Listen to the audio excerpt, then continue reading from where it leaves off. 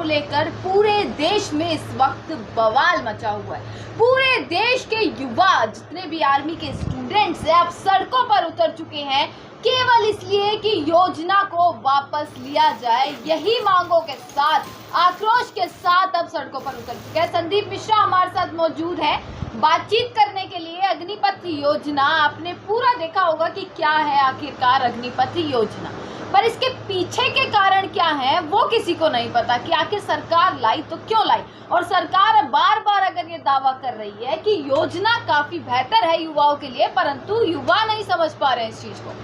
देखिए, ये सरकार बेच बदल और पलट की सरकार है।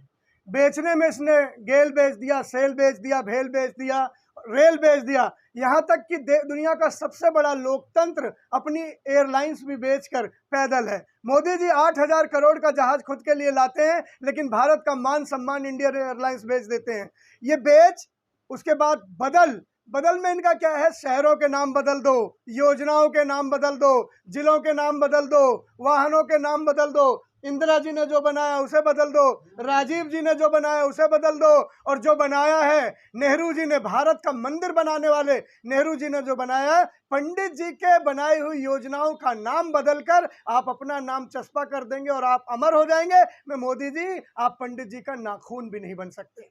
दूसरी बात, पंडित जी के बनाए हुए नवरत्न को बेचकर भी आज भारत का खजाना खाली है। ये इस बात का चीख चीख कर बताता है कि अगर काबिल आदमी ना हो तो बड़ी से बड़ी भी कुर्सी नाकाबिल साबित हो जाती है। आपने प्रधानमंत्री के पद को खालिस्तान जैसा कर दिया है कि आप सिर्फ भाषण वीर बन के रह गए, आप जवान वीर बन के रह गए, आप एक ऐसे वीर बन के रह गए जो लच्छेदार भाषण तो परोसता है, लेकिन जिसके कर्मों में ना आदर्श है, ना सत्यता है, ना सत्यापित करने की शक्ति है। आज सिर्फ बातों से आपने एक पथ बनाया है। अगर बातों से पथ बनते तो मन की बात से लाखों पथ अब तक बनकर मंजिल को पहुंच रहे होते। साहब, अग्निपथ जो बनाया है आपने, ये जुमलों का जलजला है। ये जुमलों के जलजले में आज देश जल रहा है। आप कब तक ऐसे करते रहेंगे? कल मेरी बिटिया संदीपनी ने एक नारा लिखा था कि जब से मोदी जी आए हैं आंसू ही आंसू लाए हैं। मुझे याद आता है पुलवामा, जब वर्दी में शहीद हो गए हमारे देश के लाल, कहा वादा था कि एक सिर के बदले 10 सिर लाएंगे। आरडीएक्स कौन लाया मोदी जी? शाहजी, आरडीएक्स कौन लाया हिंदुस्तान में? जब आपको यही नहीं पता चला तो सर कलम किसका करेंगे? उसके बाद आपने गब्बर सिंह टैक्स लगाया, व्यापारियों की गुल्लक चुरा ली, लाखों व्यापारी सड़क पर आकर अश्रुधारा में बह गए, आंसुओं का सैलाब आ गया। आपका मन तब भी नहीं पसीजा, क्योंकि आपके 56 इंच के सीने में ये 56 इंच का पत्थर जो आपने देश पर रखा है, उसमें काश 1 इंच का दिल भी होता तो धड़कता, मजबूरों के लिए, मजदूरों के लिए, यतीमों के लिए, गरीबों के लिए। लेकिन आपका दिल तो सिर्फ अडानी और अंबानी के लिए धड़कता है। साहब, मेरी 2 आंखें, मेरे 2 लाल, मेरी 2 बाहें, उनको नुकसान ना हो जाए। कितना दुर्भाग्य है इस देश का।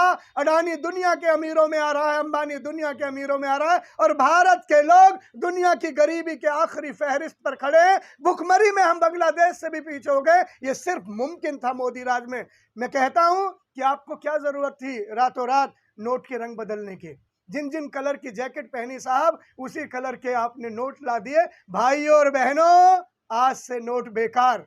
हमारी कमाई के पैसे, हमारी गाड़ी कमाई के पैसे, हमने जिस पसीने से पैसों को सोना बना बैंकों में रखा था, यूं लगता था कि हम खैरात मांगने बैंकों के कतार में लाठियों के दम पर खड़े रहे लोग। बहनों की शादियां टल गई, बापों ने फांसी लगा ली, आत्मदाह कर लिया, सल्फास खा लिया। आपका मन नहीं पसीजा, आंसू की कमी थी, आंसू और चाहिए थे आपको। आप किसान बिल ले आए, उससे पहले आपने तालाबंदी की साहब, लॉकडाउन, मीलों मील मजदूर अपने ही देश में बेगानों की तरह चला, सड़क पर चला पुलिसिया कहर बरपा, जंगल में चला लुटेरों ने लूट लिया। इसके आगे जब वो रेल की पटरी पर चला तो आप सबने यातनाओं का वो दर्द देखा होगा, यातनाओं का वो समंदर, वो सैलाब देखा होगा कि मजदूरों की पटरियों पर मजदूर चलते रहे और रेल उनके छाती से गुजर गए, चीथड़े उड़ गए। क्या जुल्म किया आपने मजबूरों पर। और आज आपकी बारी आई है युवाओं पर। युवाओं पर निशाना है। मुझे लगता है कि 4 साल की जो अग्निपथ का कार्यक्रम आपने रखा है, जिसमें 6 महीने की ट्रेनिंग है दामिनी जी, ये 6 महीने की ट्रेनिंग और 4 साल बाद रिटायरमेंट के बाद ये युवाओं को आप अडानी और अंबानी के गोदामों का चौकीदार बनाना चाहते हैं। आप सिर्फ उनके यहाँ नौकरी देना चाहते हैं। आप उनके लिए एक नई टीम बनाना चाहते हैं जो इनके कारखानों को सुरक्षित रहे। ऐसा पहले भी हुआ है। भेल में भारत सरकार का पैसा लगा, सेल में भारत सरकार का पैसा लगा, रेल में भारत सरकार का पैसा लगा, हवाई जहाज में, एयरपोर्ट पे भारत सरकार का पैसा लगा, लेकिन बाद में वो अडानी अंबानी के नाम हो गया। आज सेना पैसा खर्च करेगी नौनिहालों पर, आज सेना पैसा खर्च करेगी जवानों पर, बाद में वो अडानी अंबानी के चौकीदार बन के रह जाएंगे। सेना की वर्दी उनसे छीन ली जाएगी, सेना के सितारे उनसे छीन लिए जाएंगे। मोदी जी, मैं पूछता हूं, अगर बीच में मेरा कोई भाई शहीद हो गया तो शहादत के बाद क्या उसे शहीद का नाम देंगे या अग्निवीर कह के ही चिता पे अग्नि के बीच में डाल देंगे? आप क्या जवाब है आपके पास? जब मां बिलखती हुई तिरंगा में लपटे अपने बेटे को देखेगी, अपने लाल को देखेगी, दहाड़ दहाड़ के रोएगी, तो लोग क्या बोल पाएंगे? जब तक सूरज चांद रहेगा शहीद तेरा नाम रहेगा, या सिर्फ अग्निवीर कह के उसे श्रद्धांजलि दे दी जाएगी? मोदी जी, आपके पास जवाब नहीं है, क्योंकि आपके घर में लाल नहीं है। जिनके घर में लाल होते हैं वो अपने बेटों की चिंता करते हैं, अपनी बेटियों की चिंता करते हैं। यह दुर्भाग्यशाली देश है कि बिना बेटे बिना औलाद वालों के पास सत्ता की कमान है। मैं कहता हूं, देश के लोगों को ललकार के कहता हूं कि एक गुनाह किया आपने औलाद को सत्ता देके, आने वाले समय में उस व्यक्ति को सत्ता मत देना जिसके घर में बेटे बेटियों की किलकारी ना हो, क्योंकि किलकारी नहीं होगी तो बेटे बेटियों को मान को नहीं समझेगा, आटा चावल दाल के दाम को नहीं समझेगा, उनके आंसुओं को नहीं समझेगा, उनकी डिग्रियों को नहीं समझेगा, उनकी नौकरियों को नहीं समझेगा, कतार में खड़े उनके जलालत को नहीं समझेगा। इन बे औलादों से देश को बचाना है, कोई औलाद वाले को चुन के लाना है। गृह मंत्रालय का बयान आया कि जो 4 साल जिन लोगों की भर्ती होगी उसके बाद उन्हें असम राइफल्स में भर्ती की प्राथमिकता दी जाएगी, तो ये गलत है या सही है? गृह मंत्रालय में माननीय गृह मंत्री साहब वही हैं जिन्हें हम अमित शाह जी के नाम से जानते हैं। वही एक व्यक्ति हैं जिन्होंने देश की राजनीति में पहली बार जुमला शब्द का उपयोग किया था। हे जुमलापति शाह जी, क्या गारंटी है आपकी भविष्य में इसे फिर से जुमला कह के जुमलाधीश ना बन जाएंगे? कौन भरोसा करेगा आपके इन जुमलाओं पे? कौन आपकी इन बातों पे भरोसा करेगा? मैं कहता हूं, बातों के पुल बनाने से अगर मंजिल मिल जाती तो आपका नाम पुलबाज होता, जुमलाबाज नहीं होता। साहब, जुमलों से युवाओं को मत भर पाइए। मैं कहता हूं, जिस ओर जवानी चलती है उस ओर जमाना चलता है। मैं जागृत बिहार को नमन करना चाहता हूं, मैं जागृत बिहार वासियों को नमन करता हूं, मैं जय करना चाहता हूं बिहार के उन तमाम लोगों का जिन्होंने ललकार का रास्ता बुलंद किया। मैं उनसे निवेदन करूंगा कि अग्निवीरों बनो या ना बनो, लेकिन राष्ट्र की संपत्ति को अग्नि के हवाले ना करो। आप उन्हें जुमले के नाम से पहचान रहे हैं। लोग उन्हें कहते हैं कि जब तक अमित शाह और मोदी जी हैं तब तक ये देश सुरक्षित हाथों में है। देखिए कितना सुरक्षित है मेरा देश। बिहार जल रहा है, राजस्थान जल रहा है, हरियाणा जल रहा है, कितना सुरक्षित है। छात्रों की कोई गलती नहीं, छात्रों का उग्र होना कहाँ तक सही है? क्या शांतिपूर्वक कोई आंदोलन सफलता की ओर नहीं जाता क्या?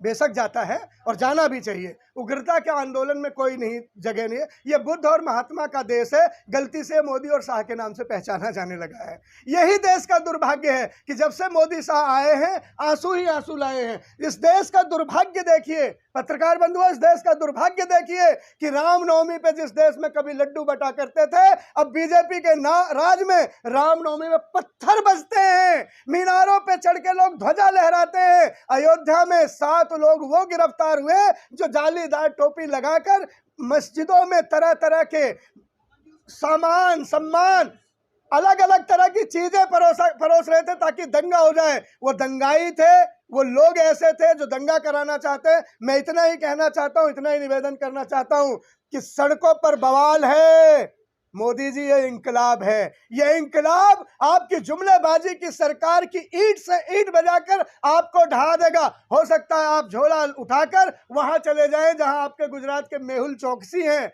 छोटे मोदी हैं, और लोग हैं जो पहले से ही जाकर कहीं सेट हो चुके हैं। मैं इतना ही निवेदन करूंगा कि मोदी जी आप झोला उठा लें, झोला उठाकर चले जाएं, लेकिन हो सकता है युवा आपको झोला उठाकर अब देश से बाहर भी नहीं जाने दे। बहुत बहुत धन्यवाद, बहुत बहुत शुक्रिया।